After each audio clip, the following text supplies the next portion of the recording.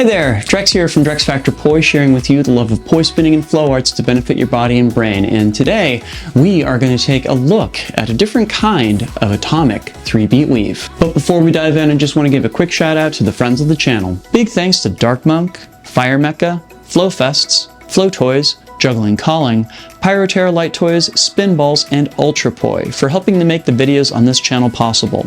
You can learn more about all these awesome companies and the work that they're doing to support flow artists like yourself by checking out the links down in the description of this video. And special thanks to the non-business friend of the channel, Pekka Pekkonen. Thank you so very much for supporting my channel, my work, and my mission. Alright, so clearly this is not the usual perspective that you get of my home studio, but there is a reason for it. Namely, I've heard a bunch of different ways to describe how to perform atomic weaves where you have both of the poi in vertical planes. That is, I've already done a tutorial on how to do the vertical versus horizontal plane atomic weave, but when it comes to doing the vertical versus vertical plane one, it can be really hard to see what exactly is going on if you don't have a perspective on this weave from above. So today, I'm going to take you through it from this very odd but very helpful perspective. So there are two individual concepts that we are playing with in talking about this move: atomics and weaves. I'm going to go through each of them individually here. Now, most of the time when we spin poi, we are doing so in such a way that we have two planes that are running parallel to each other, or each of the poi together in the same plane, like so. But we also have the option of moving the poi in planes that are at right angles to each other, hence atomics. And there's a bunch of different uses for this idea, from the aforementioned atomic weaves to things like doing diagonal planes as you're going back and forth with split time butterflies across your body. There's all sorts of ways that this works. But the particular way that we're talking about in this video involves doing a 3-beat weave, but kind of playing around with the way that the planes operate in relation to each other. So of course, we know the basic structure of a 3-beat weave. We've played with this in past videos, and if you do not already have this move under your belt, I will go ahead and link to a tutorial on it down in the description. But the long and short of it is this: we are moving the poi back and forth in parallel planes to each side of our body. We have a cross point that is basically sticking directly out in front of us as we are performing this weave, and we are performing it in such a way that each hand does a total of 3 beats. 2 beats on the non-native side and 1 on the native. 2 beats on the non-native side and 1 on the native.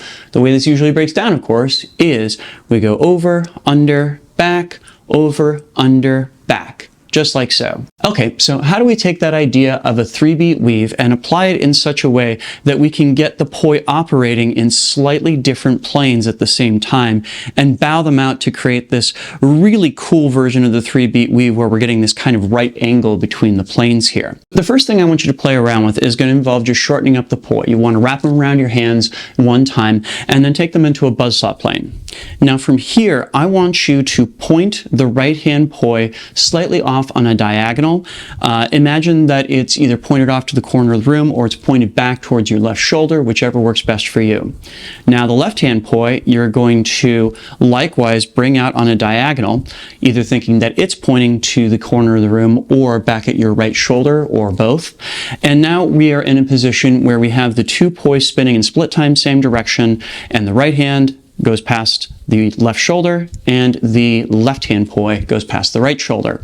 And wouldn't you know it, the buzzsaw still works. It didn't stop working just because we happened to stick our poi planes at a right angle. All right, so how exactly are we going to translate this idea from a buzzsaw to a weave kind of place? I'm so glad you asked.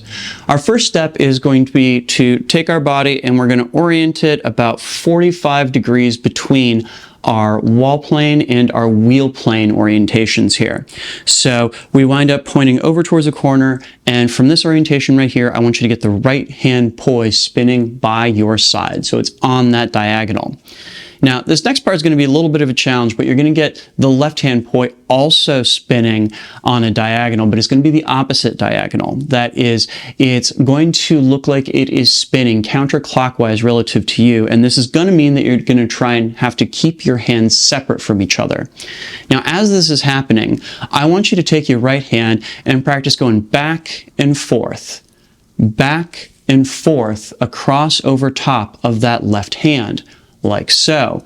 The idea being that we're kind of doing the same thing that we would be doing in a 2-beat weave, but in this particular case, we are doing it in atomic planes instead of in wheel plane. And of course, we want to learn how to do the same thing with our left hand.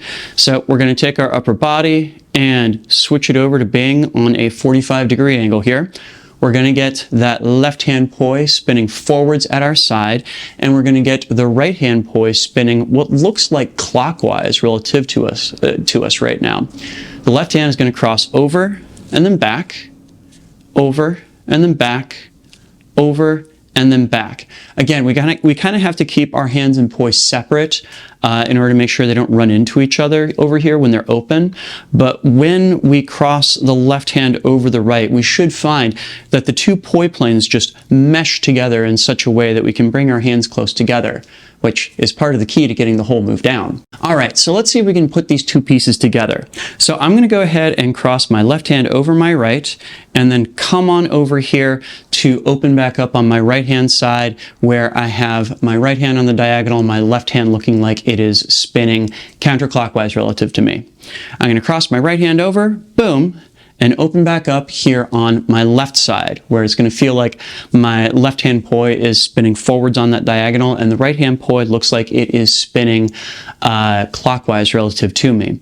So I go left over, open, right over, open, left over, open, right over, open. So if that feels relatively comfortable, our next move is to take out those points where we are opening back up our arms to either side. So rather than going over to the left and opening up my left hand next to my right hand, I instead want to do this in such a way that I'm always changing up which hand is on top. I think left hand on top, right hand on top, left hand on top, right hand on top, like so. And this takes it back into 3-beat weave territory. And look at that. We're now getting those beautiful diagonal planes too. I really like this pattern if for no other reason than having the planes kind of split out at those right angles. Kind of opens this up in such a way that from different perspectives, this can look like both a 3-beat weave as well as a split time butterfly. Both interpretations are kind of valid here. And of course, you can really trip this out by trying to draw it to extreme sides of your body. We just want to try and make sure that we're keeping the cross point of our right hand poi pointed off to that corner on our right, and the cross point for the left hand poi off in that corner off to the left. We can always make a visual check whenever we turn our body and make sure that we have the non-native hand, that is if I'm on my left side, my right hand, and if I'm on my right side, my left hand, spinning in such a way that it looks like it is in wall plane relative to us, and the other poi is in wheel plane, like so. We don't get a lot of call for atomic weaves anymore these days, and I think that that's kind of a shame because this eats up a lot of volume and space around us in ways that a lot of poi tricks don't. But hey, by putting out videos like this, it might mean more people try it. Cool, so did you get anything out of this video? Please make sure to like, comment, share, and subscribe to help other people find it, and of course, to help my channel grow.